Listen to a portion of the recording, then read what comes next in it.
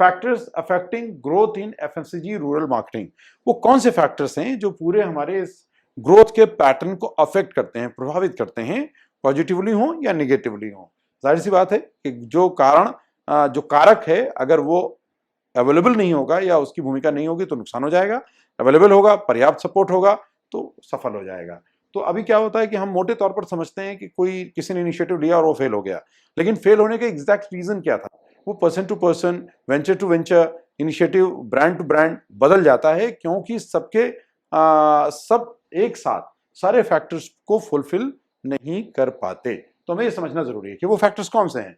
तो पहला फैक्टर आता है ऑक्यूपेशन पैटर्न, यानी जिस आबादी के बीच में हम प्रोडक्ट को लॉन्च कर रहे हैं या लेकर जा रहे हैं, वहां पर लोगों के पेशेगत अंतर क्या है, उनको पैटर्न क्या है।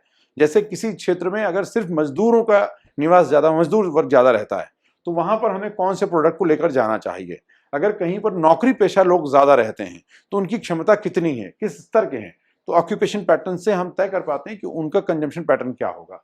दूसरा क्या होता है कि अगर बहुत जागरूक लोग हैं सामाजिक तौर पर, तो वहां पर बदलाव होगा। तो ये ऑक्यूपेशन से हम काफी कुछ जज कर पाते हैं कि इस क्षेत्र में, खास क्षेत्र में किस तरह के प्रोडक्ट की रेंज की आवश्यकता ज्यादा होगी, किस स्तर की बिक्री ज्यादा होगी, उससे पैकेज के साइज क्या होंगे, उसकी प्रेजेंटेशन पर क्या खर्च करना पड़ेगा वहां पर। तो ये एक बहुत बड़ा फैक्टर है ऑक्यूपेशन पैटर्न, प्रोडक्ट की डिमांड और सप्लाई को बढ़ाने या कम करने के निर्णय करने के लिए। दूसरा क्या होता है, वो ऑक्यूपेशन पैटर्न, उसका स्पेंडिंग पैटर्न क्या है, यानी खर्च करने का उनका तौर तरीका क्या है, वो किस तरह से खर्च करते हैं। क्या वो सिर्फ त्योहारों में खर्च करते हैं, या वो केवल खाने के उत्पादों पर ज्यादा खर्च करते हैं, या फिर वो कॉस्मेटिक्स पे भी उनका इंटरेस्ट एरिया क्या है। तो जब हम स्पेंडिंग पैटर्न को देखते हैं, उस हिसाब से हम निर्णय कर पाते हैं कि यहाँ पर खास जो कैटेगरी के प्रोडक्ट्स हैं उनको भी उतारा जा सकता है, और इसके आधार पर हम तय कर पाते हैं। तो ये दो फैक्टर्स जो हैं वो हमारे इस पूरी मार्केटिंग की बहुत बैकबोन की तरह से होते हैं। और तीसरा है इकोनॉमिक रिफॉर्म्स। जिस एरिया में हम जा रहे हैं, अगर हम देश की बात करें, अगर भारत की बात करते हैं, तो भारत के ग्रामीण क्षेत्रों के लिए सरकार के इकोनॉमिक रिफॉर्म्स क्या हैं। क्या वो कंपनी को सपोर्ट कर रहे हैं, या कंपनी के लिए ग्राउंड पर कोई ऐसा इंफ्रा डेवलप कर रहे हैं, या आर्थिक रूप से लोगों को सबल बना रहे हैं। तो ये एक बहुत महत्वपूर्ण बात है इकोनॉमिक रिफॉर्म्स। कई बार सेंटर लेवल पर गवर्नमेंट जो इनिशिएटिव लेती है, लेकिन स्टेट इनिशिएटिव नहीं ले रही, तो उस स्टेट में जाने में आपको दिक्कत है। कई बार वो स्टेट तो इनिशिएटिव ले रही है, लेकिन जिस डिस्ट्रिक्ट के अंदर आप काम करने जा रहे हैं वहां पर उसका इंप्लीमेंटेशन ठीक से नहीं हो रहा है। तो वो इकोनॉमिक रिफॉर्म के लिए पॉलिसी लेवल पर तो बदलाव हुआ, ग्राउंड पे काम नहीं हुआ, तो वो एरिया में आपको प्रॉब्लम्स फेस करनी पड़ेंगी। दूसरा है सोर्स ऑफ इनकम जनरेशन। एक तो हमने ऑक्यूपेशन पैटर्न की बात की है, लेकिन इनकम जनरेशन का स्रोत क्या है।